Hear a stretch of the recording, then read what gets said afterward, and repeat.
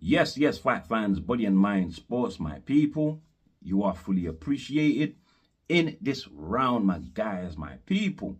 So we have a fight coming up on our hands this upcoming weekend, the Saturday, the 7th, my guys, my people. Fabio Wardly versus Justis Huni at Ipswich Town FC's home stadium, my guys. This is Fabio Wardly's first headliner in his hometown, so a homecoming.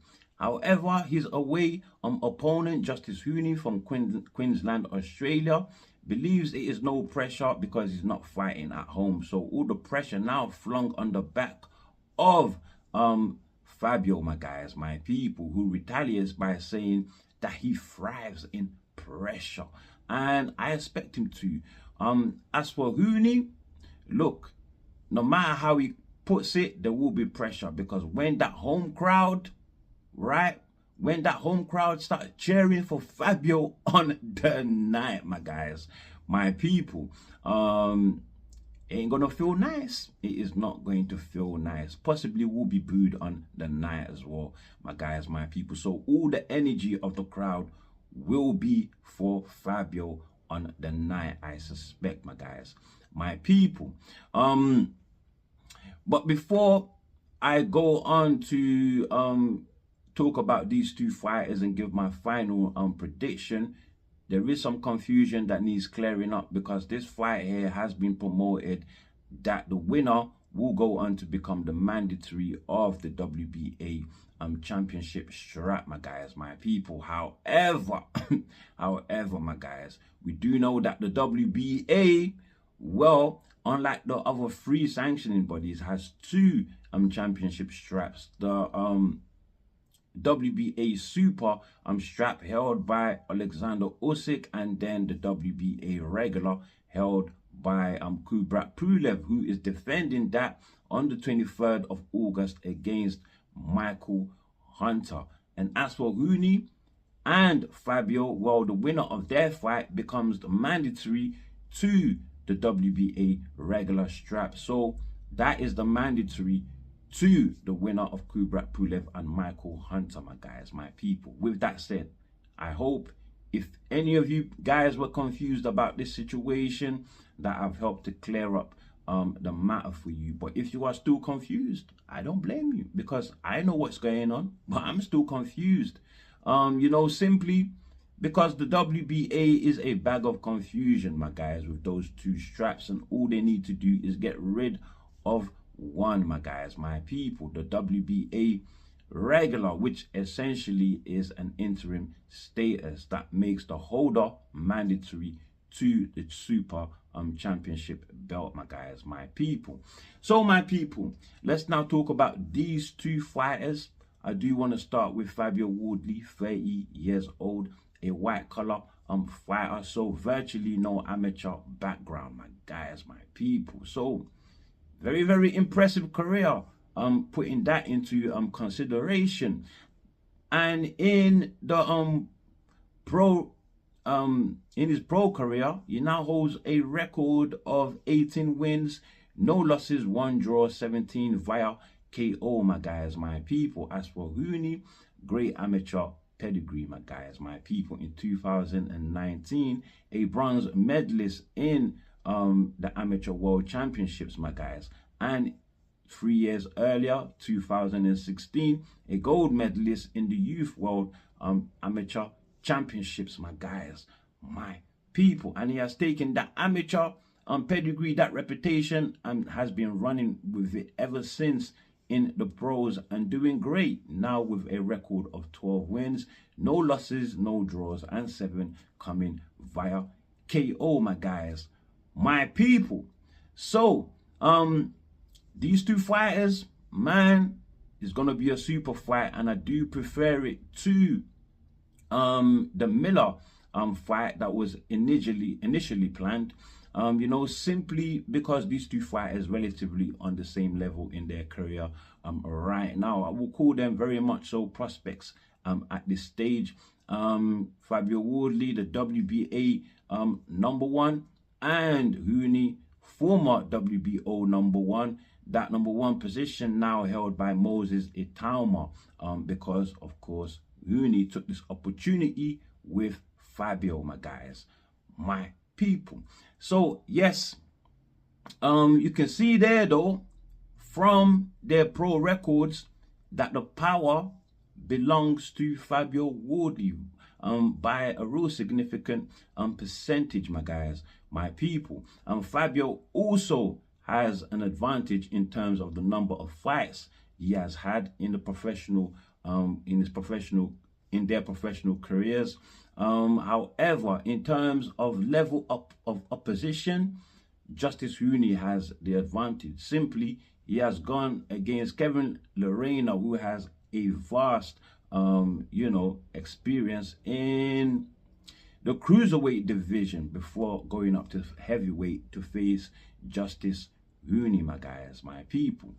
But I must say, Huni, in his fight versus Kevin Lerena, man, he was troubled in the second round, wobbled, and nearly was upset in the 10th and final round. Lerena would have, could have took him out. Although Huni got the unanimous decision in the end, my guys, my people. Huni, in that fight, fought a real brave fight on the back foot, but he was getting tagged pretty easily. Initially, he was getting tagged pretty easily, but managed to do his better work after fighting on the front foot. So he was doing better work, actually pushing Kevin Lerena back, my guys, my people. Even though Huni is well known for being a fighter with great ring IQ, fight IQ, my guys, with good hand speed and foot speed, as well as a good combination puncher, my guys, my people. But I have to say about Wardly that his boxing IQ is very well underrated, and I believe that he will be able to tag Huni much better than Kevin Lerena was able to. I think Fabio is more talented than Kevin Lerena, my guys, my people. Regardless, that Huni has said that all Fabio brings to the table is just power, and he will be so elusive on the night that if Fabio's power can't come into play, then he wins, my guys. In fact, he is better than Fabio, and it ticks all the other boxes other than power over Fabio, my guys, my people. So we shall see on the night. I don't think Huni is that elusive, my guys. And like I said, Fabio's boxing pedigree is underrated, my guys, my people. I believe he has the faster hands, the faster feet, and we'll be very surprised when we find out on the night how easily he closes the distance against Huni. And when he tags him, Huni is going to feel it. He will be rocked much worse than he was against Kevin Lerena, my guys, my people. So I'm going to say, look, I'm predicting this fight to end in 8 rounds. Fabio Wardly, my guys, my people. This is a Matchroom Queensbury Promotions and fight card, so it is going to be broadcast on the Zone, my guys, my people. Those two promoters there, of course, there will be that one-upmanship bragging rights at stake as well, my guys, my people. But may the best man win in either situation, Fabio and Huni, and Eddie Hearn and Frank Warren, my guys, my people. Let's get it.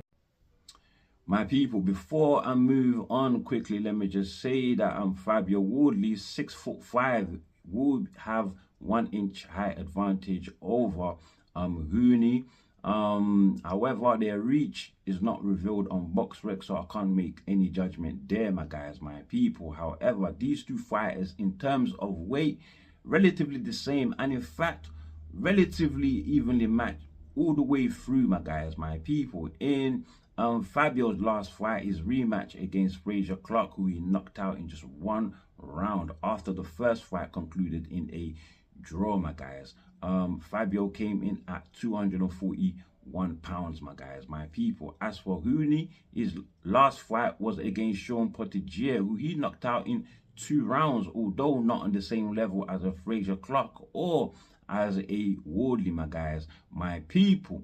And Huni came in at 241.5 pounds in that fight there, my guys, my people. Huni, who, like I said earlier, was very much more successful when he had Lorena on the back foot. However, I feel if he tries that against Wardly, who has proved to us that not only can he stand his ground, but against an aggressive fighter with a lot of power, big and strong in Adelaide, my guys, my people, he can change their game plan and have them on the back foot, even go on to knock them out, just like he knocked out Adelaide in the 7th round. So I feel if Huni employs a front foot tactic against Wardly, my guys, it's a wrong game plan. It will turn into a firefight. Not good for Huni, my guys, my people. So 8th round KO for Wardly, as I have predicted, my guys, my people.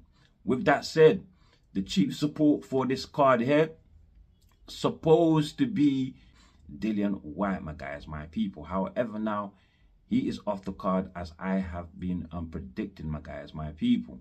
And very much so, like he pulled out of his fight in April against Joe Joyce, my guys. But the thing about that fight is that he pulled out due to a gruesome finger injury. However, for this one, they just couldn't find an opponent for him to be chief support for Wardly, my guys, my people. So too late to find an opponent now, and Frank Warren has come out in an interview with Stomping Ground, my guys, my people, that they do have a big fight planned for Dylian Whyte come August, my guys. Who could it be?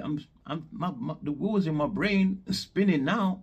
I'm thinking, could it be the #1 under the WBC, Lawrence Okolie, who has been vehemently calling out Dylian Whyte to fight, and Dylian Whyte so far has shown no interest. Okolie says Dylian Whyte does not want any Okolie problems, but Okolie is a good route for Dylian Whyte to possibly land a title shot should he fight him and win, my guys. And Dylian Whyte is interested in climbing back to a title shot position, my guys. That is what he wants.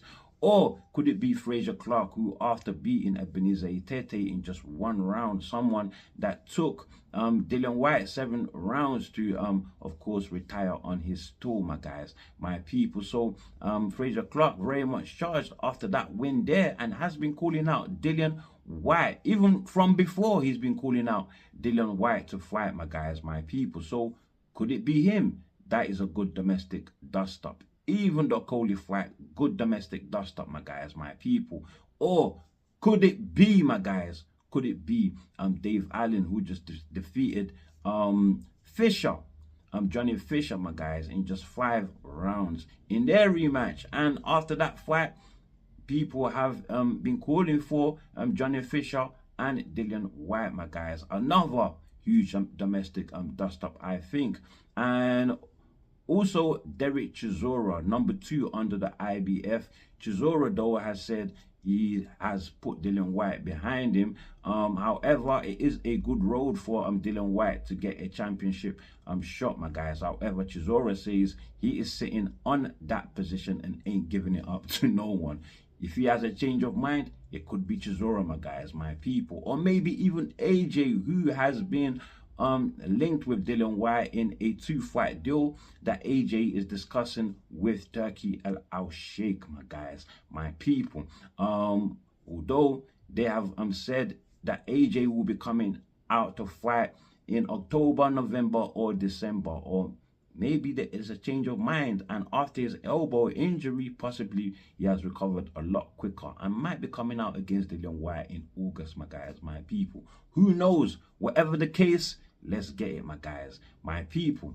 Frank Warren also went on to say that in a week's time, he will be announcing what is in store for Moses Itama, the phenomenal heavyweight prospect, my guys, just tearing up the division right now, my guys. Let's wait and see what they have in store for Moses Itama. Who is he fighting, my guys, my people? Whoever it is, let's get it, my guys, my people.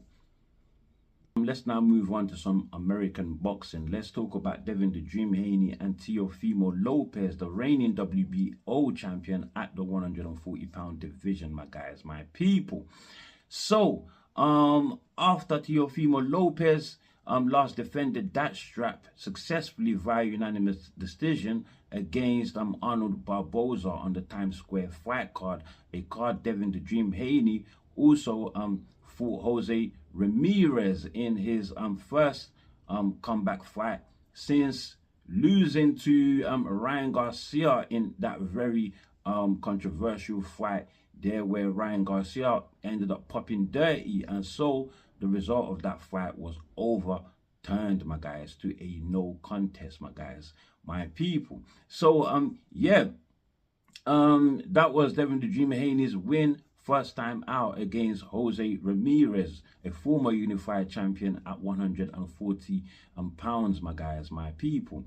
And well, Devin "The Dream" Haney was to go on after that to face Ryan Garcia in a rematch in October, but Ryan Garcia, who headed that Times Square fight card, well, he lost to Rolly Romero via unanimous decision, my guys, and got knocked down in that fight as well. And so for that reason, well, I've reported this story already, but for the case of this news here, let me just go back to the beginning, my guys, my people. So yeah, Ryan Garcia, he has opted to give Rolly Romero a rematch instead of going forth to face Devin "The Dream" Haney in October.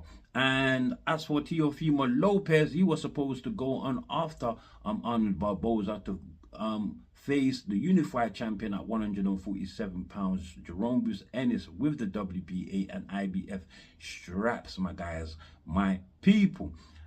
However, that fell apart because Bruce Ennis more interested in legacy, not money, my guys, my people, and wants to unify all the titles at 147 pounds to become undisputed before thinking of anything else, before even thinking about moving up to 154 pounds, my guys, my people. So since that fight with Teofimo Lopez and Bruce Ennis fell apart, well, the organizers of the show, Turkey Al Sheikh and the Ring Magazine, well, they gave Teofimo Lopez the next best option available, my guys, my people, and that was Devin "The Dream" Haney. Devin "The Dream" Haney and Teofimo Lopez make up part of the four horsemen who are destined to face one another in the sport of boxing, my guys. The four horsemen being Gervonta Tank Davis, Devin Haney, Teofimo Lopez, and Ryan Garcia.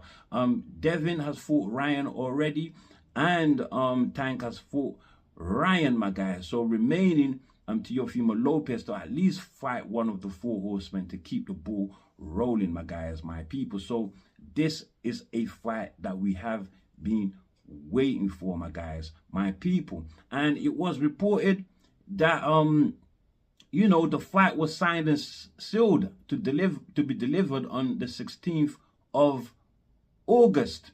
The 16th of August, my guys, my people.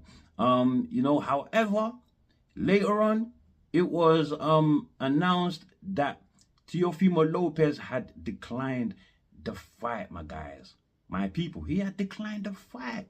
Even after the fight had been taken off the table, you know, after Teofimo Lopez, well, he put out a very disrespectful tweet. I mean, totally disrespecting Turkey Al Sheikh, the financier of the fight, my guys, calling him a dictator on social media, X, my guys, my people. Dictator spelled D-I-C-K, tater, my guys, my people. So you know what that means. Total disrespect, my guys, my people. And Turkey, well, he was not having that. He was not having that. So he pulled that fight off the table, and Teofimo was left stranded yet again. Turkey gave Teofimo an ultimatum: you have to apologize or no fight, my guys, my people. So Teofimo went on with his begging bowl and begged Turkey. So he apologized to Turkey after that, and well, he got back into Turkey's favors, and so Turkey offered him 11 million to go forth to fight Devin the Dream Haney. But yet again, my guys, Teofimo Lopez, he turned down the fight, and Devin the Dream Haney went onto social media to officially declare Teofimo Lopez a duck. My guys, my people, ducked the whole show, my guys, my people. So why this duck? Well, Teofimo Lopez, he detailed that 2 reasons why he turned down the fight. In fact, 3 reasons, my guys, my people, that I will share with you. First of all, he says he doesn't think that he will get a fair judgment in Saudi Arabia by the judges, my guys, my people.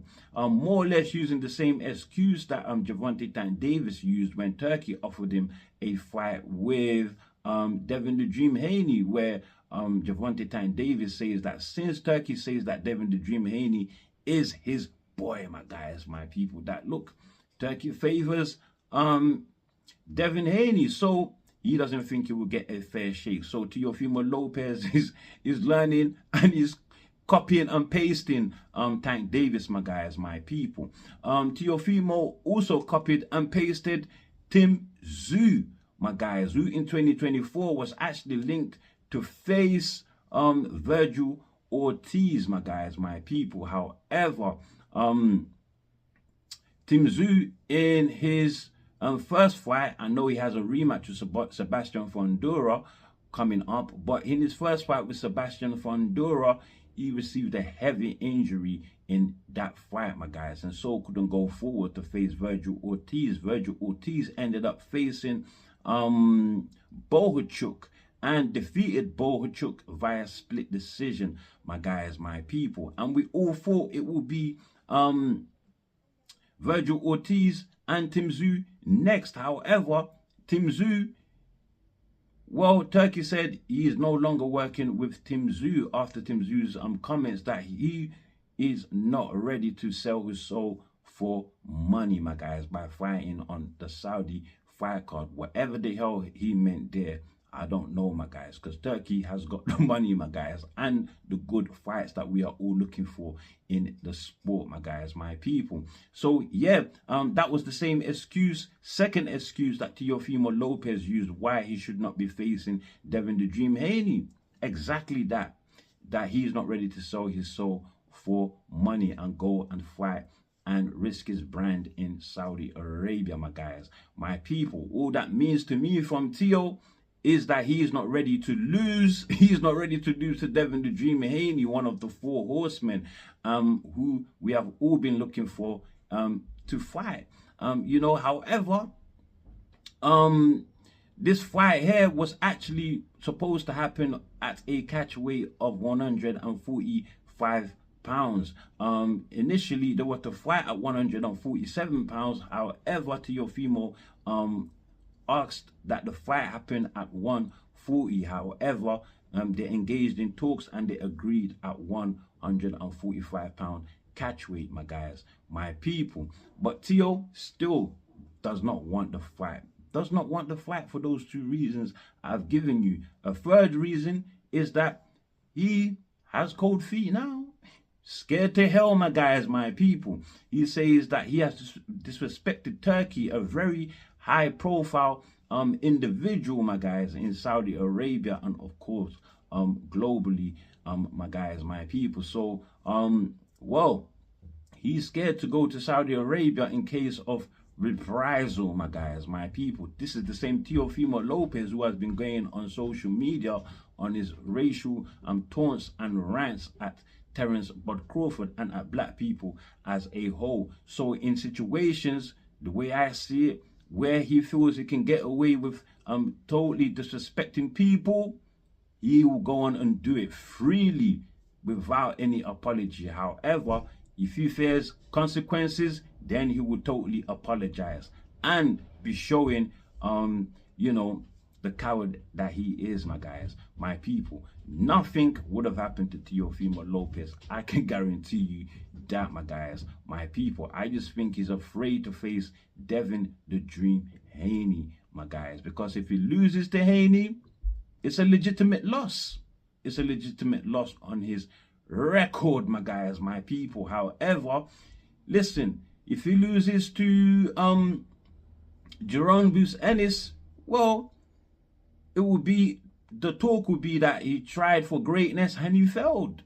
So that is like a win-win situation for Teofimo Lopez, but not the same with Devin the Dream Haney, who he's not willing to face at 147 pounds and now not at 145 pounds catch weight. However, he was willing to go up to 147 pounds to face Jerome Bruce Ennis. What utter bullshit, my guys, my people. Utter bullshit. That's all I can say about that. And with that said, that's all I have for you on this one, my guys, my people. Before you leave, do like, do share, subscribe, of course, drop your comments below, and as always, stay super blessed.